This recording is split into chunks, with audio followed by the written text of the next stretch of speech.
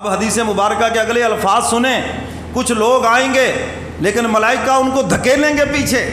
حضور پوچھیں گے بھی ان کو کیوں نہیں آنے دیتے؟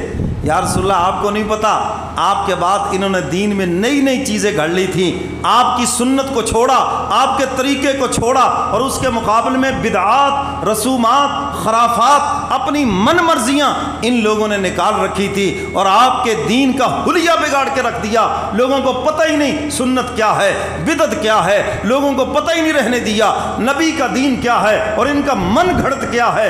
انہوں نے دین میں نئی نئی چیزیں گھڑ دی. حضور فرماتے سحقاً، یہ حدیث مبارکہ کے الفاظ ہیں، سحقاً ان کو مجھ سے دور کر دیا جائے، میرا ان لوگوں سے کوئی رشتہ نہیں ہے. اب آپ دیکھ لیں کہ ہم کس طرف چل رہے ہیں، آپ دیکھ لیں کہ ہم کدھر جا رہے ہیں. کہیں ایسے نہ ہو ہماری یہ محبت یک طرفہ رہ جائے اور قیامت کے دن حضور کے دربار سے دھتکار دیا جائے، نکال دو ان کو، انہوں نے میرے دین کو چھوڑ دیا اور میری اتباع نہیں کی انہوں نے.